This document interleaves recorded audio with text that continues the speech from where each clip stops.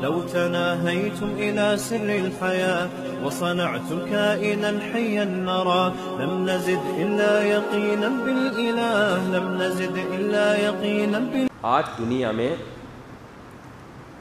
Human rights کی بہت زیادہ بات ہو رہی ہے کہ سب سے پہلے کون ہے؟ انسان. انسانیت کا خیال کرو, انسانیت کا خیال کرو. اس پہ ساری دنیا متفق ہے یا نہیں ہے؟ بولو. لیکن خدا کی قسم انسانوں کے حقوق کا جتنا خیال اسلام کر رہا ہے نا, اتنا غیر مسلم سوچ بھی نہیں سکتا. کیونکہ ہمارے ہاں جب کہا جاتا ہے انسانوں کا خیال کرو تو مطلب بات کرنے سے پہلے تھینک یو اور بات کے آخر میں تھینک یو, مسکرا کے. اوورٹیک نہ کرو, کوئی تمیز سے ٹریفک چلاؤ, گاڑی چلاؤ, بس سب کا لوگ سب کیا کریں, ایک دوسرے کا خیال کریں, چوری نہ کریں اور کسی کا دل نہ دکھائیں وغیرہ وغیرہ. اسلام اس کو نہیں کہتا, اسلام اس سے آگے کی باتیں کرتا ہے. پہلی بات تو اسلام کہتا ہے سارے انسان برابر نہیں ہیں. یہ بات ہی غلط ہے کہ سب انسان ایک جیسے. نہ, تمہارے لیے جو تمہارا جتنا قریبی ہے اس کا حق دوسرے سے زیادہ. یہ بات غیر مسلموں میں بولو نہیں. کتنی عجیب آیت ہے. وَاعْبُدُوا اللَّهَ, اللہ کی یہ آیت جو ہے نا, آج جا کے ترجمہ پڑھیں اس کا. 5ویں پارے کی آیت ہے یہ, سورہ نساء میں. وَاعْبُدُوا اللَّهَ وَلَا تُشْرِكُوا بِهِ شَيْئًا وَبِالْوَالِدَيْنِ إِحْسَانًا وَبِذِي الْقُرْبَى وَالْيَتَامَى وَالْمَسَاكِينِ وَابْنِ السَّبِيلِ وَمَا مَلَكَتْ أَيْمَانُكُمْ. اس میں اللہ نے سارے انسانوں سے ہٹا کے ان چند لوگوں کو الگ سے ذکر کیا ہے کہ ان کے حقوق کو فوکس کرو پہلے, اور کیسے کرو وہ اگلی آیت نے بتایا. تو سب سے اچھا ان میں پہلے ترجمہ کر دیتا ہوں. کہا وَاعْبُدُوا اللَّهَ, اللہ کی عبادت کرو. غلامی کس کی ہوگی؟ اللہ کی. اللہ کے بعد اللہ کہہ رہے ہیں وَبِالْوَالِدَيْنِ, ابا اور اماں کے ساتھ احسان.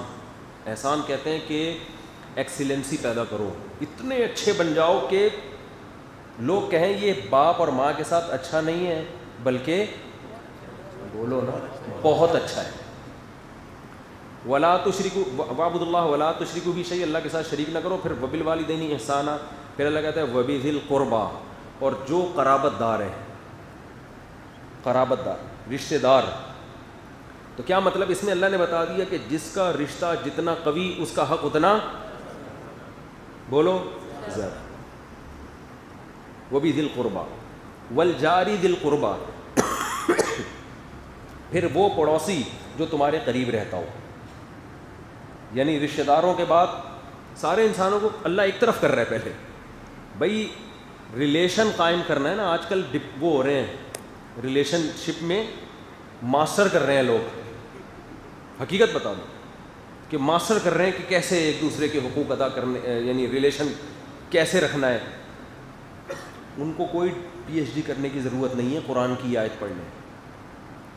2 اور 2 4 کی طرح قرآن بتاتا ہے کہ کس کا حق پہلے ہے. تو سب سے پہلے اللہ کا, پھر قرآن کس کا کہہ رہا ہے؟ والدین کا, پھر رشتہ داروں کا. رشتہ دار میں جو جتنا قریبی اتنا ہی زیادہ.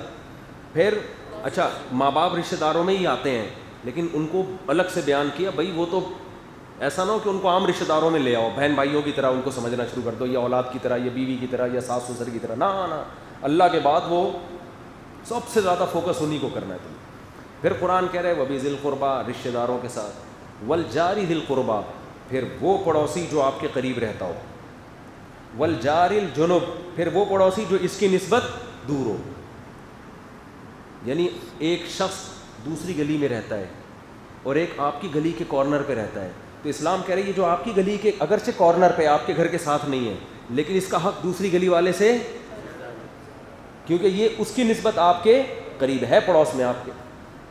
پھر جو دوسری گلی میں رہتا ہے آپ کی گلی کے ساتھ, اس کا حق دوسرے محلے والے سے بولو زیادہ. پھر جو آپ کے شہر میں رہتا ہے اس کا حق دوسرے شہر والے سے. اور یہ جب ہوگا جب کمپٹیشن ہو جائے آپس میں. مثال کے طور پر دوسری گلی سے ایک بوڑھے میاں آ رہے ہیں کوئی وزن اٹھاتے ہوئے, صحیح ہے نا, آپ کو ترس آیا کہ یار ان بزرگ سے اٹھایا نہیں جا رہا، لیکن قرآن کیا کہہ رہا ہے کہ جو تمہارا جو پڑوس میں رہتا ہو لیکن گلی کے نکڑ پہ رہتا ہو اس کا حق پہلے ہے، یہ دوسری گلی والے کا بعد میں، لہذا ویٹ اٹھانے کی ضرورت نہیں ہے. تو یہ غلط ہے، اس لیے کہ یہ جو دوسری گلی میں رہتا ہے یہ دوسرے محلے کی نسبت بہرحال آپ کا پڑوسی ہے.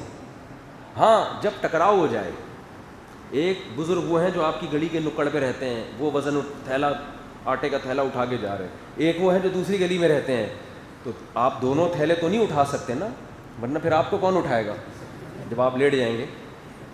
تو ایسے موقع پہ اسلام کیا کہتا ہے، جو اپنے گلی کا بوڑھا ہے اس کا حق بولو پہلے، اور اگر وہ ہے دوسری گلی کا مگر آپ کا بھائی ہے تو پھر اس کا حق پڑوسیوں سے زیادہ ہے.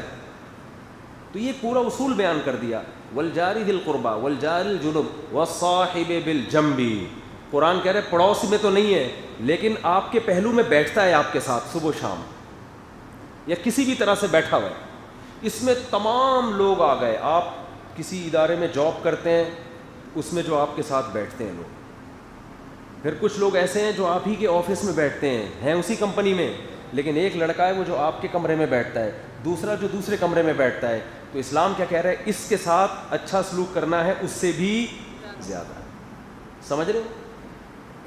آپ کا کلاس فیلو ہے، ایک کلاس میں بیٹھتے ہیں، ان کا حق دوسروں سے زیادہ، اور ایک جو آپ کے ڈیسک پہ آپ کی تپائی پہ آپ کے ساتھ بیٹھا ہوا ہوتا ہے. جب بھی میں یہ بتاتا ہوں مجھے اپنے اسکول کا زمانہ یاد آتا ہے کہ ہم ایک ڈیسک پہ 3 لڑکے بیٹھا کرتے تھے. ہماری خونی جنگیں ہوتی تھیں اس پہ کہ یہ موٹا یہ اتنی جگہ گھیر کے کیوں بیٹھا ہوا ہے، ایسا ہوتا تھا. پھر ہم لکیریں کھینچتے تھے کہ ادھر سے ذرا سا ادھر آیا نا پھر دیکھ، پھر یوں کر کے اس کو مارتے تھے نا ادھر ہو. اگر ہم نے یہ پڑوسیوں کے حقوق اس وقت پڑھے ہوئے ہوتے تو ہم کہتے کوئی بات نہیں یار میں تھوڑا سمٹ جاتا ہوں، تو بیٹھ جائے آرام سے. جب ہم یہ پیشکش کرتے تو اس کو بھی خیال ہوتا کہ نہیں یار یہ جگہ تو تمہاری بھی ہے. تو 5 سال چھٹی سے لے کے 10ویں تک، کیونکہ 5ویں کلاس تک تو ہر ایک کی الگ الگ چیئر ہوتی تھی، چھٹی اور 10ویں تک جو ہے نا ایک ایک ڈیسک پہ 3 لڑکے بیٹھتے تھے. تو ہم لکیریں کھینچتے تھے ایسے کر کے نا، یہ دیکھ رہا ادھر سے اتنا سے شلوار کا پلو یہاں آ گیا نا، اس کی کوئی پینٹ وینٹ یہ ہٹا دو، میں نہیں ہٹاؤں گا تو خود ہی ہٹائے گا. یہ بچوں میں ہوتا ہے، ہم نے تو اسی طرح گزارا کیا، پتہ نہیں آپ لوگ کا کیا سے سیٹ اپ چل رہا ہے. تو ہٹا دے، وہ کہہ رہے نہیں ہٹا رہا کیا کر لے گا، پھر یوں کر کے مارا اس کو کون نہیں، پھر یوں مار رہا ہے، پھر ڈیسک اٹھا کے مار رہے ہیں ایک دوسرے کو، کھڑکیوں سے بھاگ رہے ہیں. انجوائے کیا یار ہم نے بڑا ٹائٹ. پڑھائی کے علاوہ الحمدللہ دنیا کا ہر کام ہو رہا ہوتا. پھر اسکول ٹیچر آئے، وہ کہنے لگے، وہ پڑھاتے بھی عجیب اسٹائل میں تھے. کچھ ہوتے ہیں اچھے ٹیچر، اکثر تو بیچارے ایسے ہی چلا رہے تھے اس دور میں. آپ کا پتہ نہیں بھائی، بہت اچھا ہو گیا ویسے، کیونکہ اب اللہ کا خوف لوگوں میں پہلے سے زیادہ ہے. اب تو لوگ عمرے بھی کر رہے ہیں ماشاءاللہ. تو قرآن کیا کہہ رہا ہے، والجاری ذی القربى والجار الجنب، جو تمہارے ساتھ بیٹھنے والا مسافر، جہاز میں آپ سفر کر رہے ہیں، آپ کے ساتھ جو بیٹھا ہے اس کے ساتھ آپ نے اکرام کرنا ہے. حدیث میں آتا ہے، وہ میں نے اکثر واقعہ بتاتا ہوں نا، ایک عرب سوار ہوئے، ایک جلدی سے سنا دیتا ہوں، یہ بہت دفعہ پرانے لوگ سن چکے ہیں، نئے نئے لوگوں کو بتا دیتا ہوں. ایک واقعہ ہمارے ایک عربی کے استاد سے جامعۃ الرشید میں، انہوں نے سنایا کہ ایک عرب، سعودی عرب کا نا، اتنی بڑی داڑھی اس کی، بڑا پرہیزگار آدمی، امریکہ سے سعودی عرب آ رہا تھا وہ. تو اس کے ساتھ والی سیٹ پہ ایک انگریز بیٹھ گیا جہاز میں.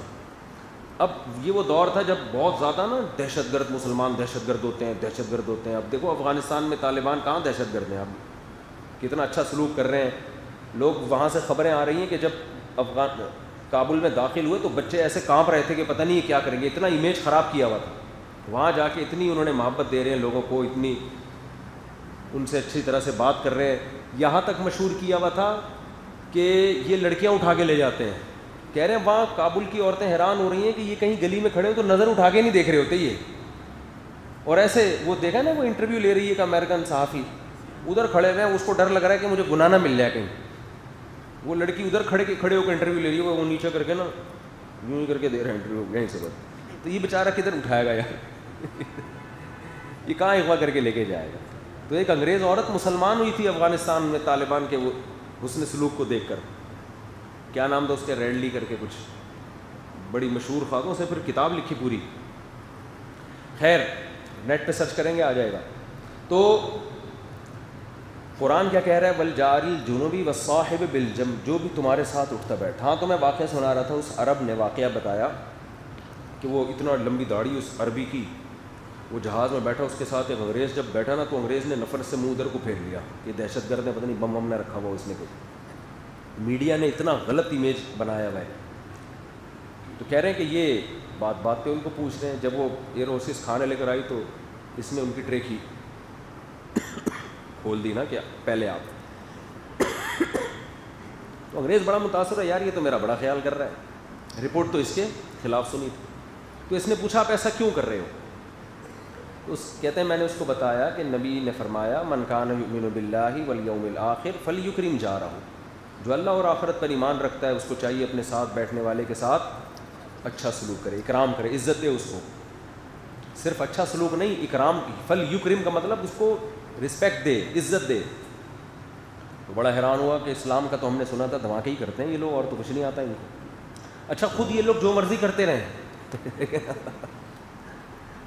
خود جو مرضی کرتے رہیں، اور جب وہ چھوڑو پھر پورا ٹاپک ہی چینج ہو جائے گا. تو کہہ رہے ہیں کہ اتنا. اس نے پھر پوچھا اور اسلام کیا کہتا ہے؟ تو انہوں نے بتایا ایک خدا کی عبادت کرو، نماز پڑھو، پھر وغیرہ وغیرہ وغیرہ. تو وہ کہتے ہیں کہ جب جہاز نے ٹیک آف کیا تھا نا، تو اس گورے کے دل میں اسلام کی انتہائی شدید نفرت تھی، اور جہاز لینڈ کرنے سے پہلے وہ مسلمان ہو چکا تھا. غیر مسلم جو ہے نا، وہ آپ کے قرآن میں کیا لکھا ہے، حدیث میں کیا آتا ہے، یہ نہیں دیکھے گا. وہ دیکھے گا تم کمبختوں عملی طور پر کر کے آ رہے. وہ جب دیکھے گا کہ یہ عمرہ بھی اللیگل کر کے آتے ہیں